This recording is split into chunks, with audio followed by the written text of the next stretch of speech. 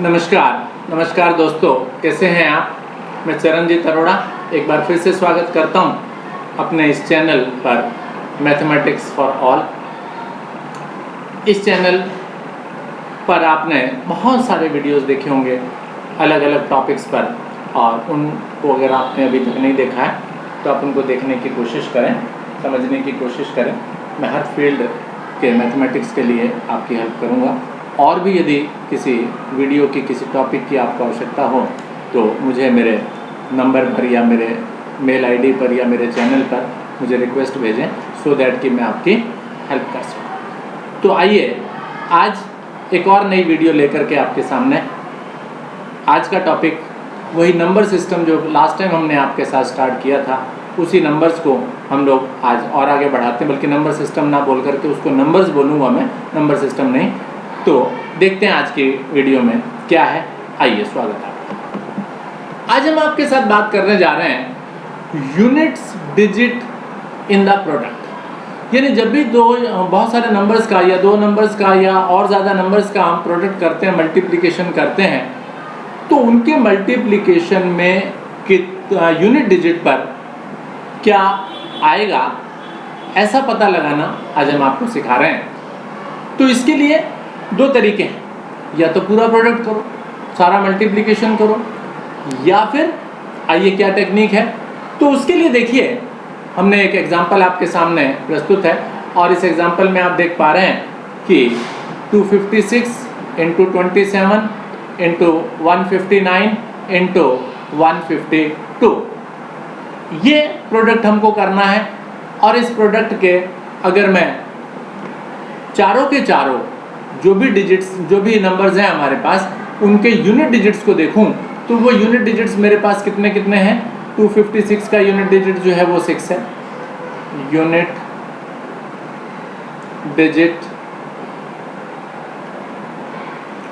Of 256, इस 256 का unit digit, इकाई का अंक ये वाला होता है शुरू में जो राइट हैंड साइड में है आपके पास। तो यूनिट डिजिट कितना है, 6। इसी तरीके से यूनिट डिजिट इस 27 के लिए कितना है जी, 7 है। यूनिट डिजिट 159 के लिए कितना है जी, 9 है। और यूनिट डिजिट 152 के लिए कितना है, 2। तो आपने सारे के सारे नंबर्स के लिए यूनिट डिजिट्स को कंसीडर कर लिया, देख लिया। अब क्या करें, अब इन यूनिट डिजिट्स का मल्टीप्लिकेशन करो।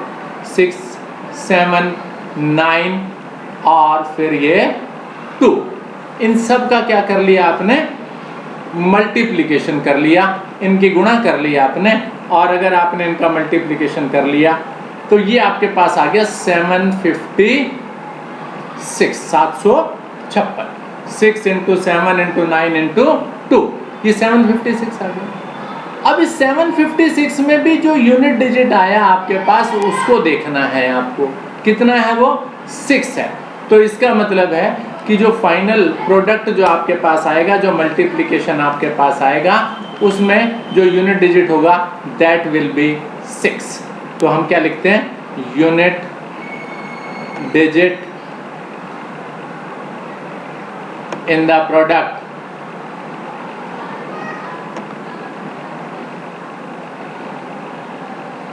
Is equal to 6। ठीक है, क्योंकि 756 आया था, और उस 756 का भी केवल यूनिट डिजिट आपको देखना है, और वो आपके पास कितना आ जाएगा, 6 आ जाएगा। ठीक है, तो इस तरह से आप क्या कर सकते हैं, एक बड़ी मल्टीप्लिकेशन के अंदर यूनिट डिजिट क्या आएगा उसको आप आसानी के साथ बिना एक्चुअल कैलकुलेशन किए पता लगा सकते हैं। मैंने ज़्यादा देर लगाई क्योंकि मुझे एक्सप्लेन करना था, लेकिन आप तो सेकेंडों के अंदर इस चीज़ को निकाल सकते हैं, और जल्दी के साथ, क्विकली। करेक्ट। आइए आगे बढ़ते हैं अगले क्वेश्चन की तरफ। अब अगला क्वेश्चन क्या है, अगला क्वेश्चन है फाइंड द यूनिट डिजिट। अब की बार फिर वही यूनिट डिजिट की बात है, तो अब की बार पावर्स की टर्म में आ रहा है जी आपके पास, और इसमें आपको बोला गया क्या, 3 raised to the power 67, 6 raised to the power 39, 7 raised to the power 53। इनका जब आप प्रोडक्ट करेंगे, मल्टीप्लिकेशन करेंगे, तो what will be the unit digit. तो आप कहेंगे ये भी मुश्किल काम है जी, तो इसको भी देखिए आसानी के साथ हम किस तरीके से कर पाएंगे। तो पहले हमारे पास 3 रेज़ टू द पावर 67 है, ठीक है। अब अगर आप 3 को मल्टीप्लिकेशन करें तो 3 तिया 9 तिया 27 और तिया 81, 1 आ गया यूनिट डिजिट। किस में आ गया? 3 की पावर 4 में। 3 की पावर 4 अगर आप करेंगे तो ये हमारे पास कितना नंबर आएगा? 81। अगर मैं 67 को दिमाग में रख करके चलूं तो सोचूं कि 4 का मल्टीपल 67 के आसपास कितना पहुंचेगा, तो मेरे दिमाग में आया 64 और वो पावर होगी 16 चौक 64। तो 3 की पावर 4 का यूनिट डिजिट अगर आपके पास 1 आया था तो इसकी भी पावर जब आपने 16 क्यों की? क्योंकि 3 की पावर 4 3 की पावर 4 3 की पावर 4 इस तरीके से जोड़ते चले जाएंगे तो हमारे पास यूनिट डिजिट 1 बनता चला जाएगा। तो इसमें भी यूनिट डिजिट कितना बनेगा? 1 बनेगा।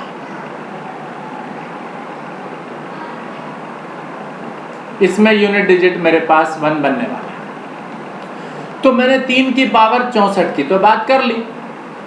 अब 3 की पावर कितनी की बात करनी थी मुझे? 67 की बात करनी थी। तो भाई 3 की पावर 64 के बाद 3 की पावर 65 66 और ये लो जी 67, ठीक है।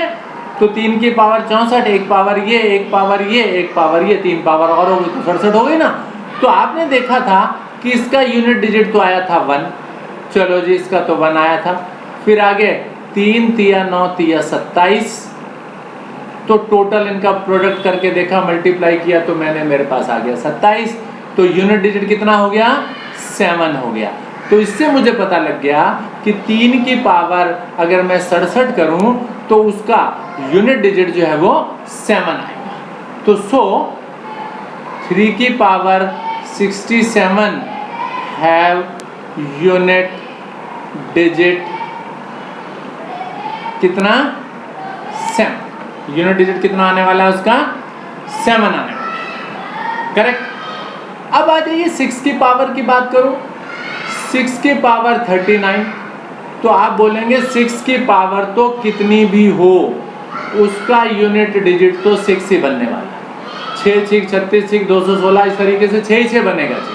तो 6 की power 39 have unit digit as 6। बिल्कुल सिंपल आ गया। इसके लिए 7, उसके लिए 6। अब आ जाइए 7 की पावर 53। 7 की पावर 53 की बात करूं मैं, तो 7 की पावर 53 की अगर मैं बात करूं तो उसमें आपके पास अगर मैं देखूं तो 7 × 7 × 7 × 7 4 टाइम करूंगा तो ये 2401 आ जाएगा। करके देख लेना आप इसको। इसका मतलब 7 की पावर 4 का यूनिट डिजिट कितने बनने वाला है? 1 बनने वाला है। तो अगर 7 की पावर 4 को ध्यान में रख करके और ये 53, अब सोचिए कि 7 की पावर 4 का यूनिट डिजिट और इसमें 53 है।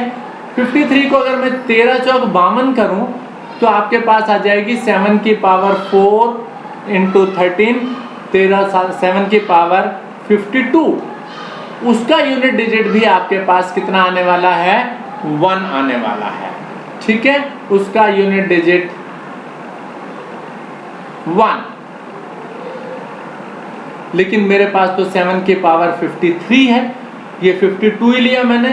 तो 7 की पावर 52 उसको एक बार 7 की पावर 1 से और मल्टीप्लाई कर लो।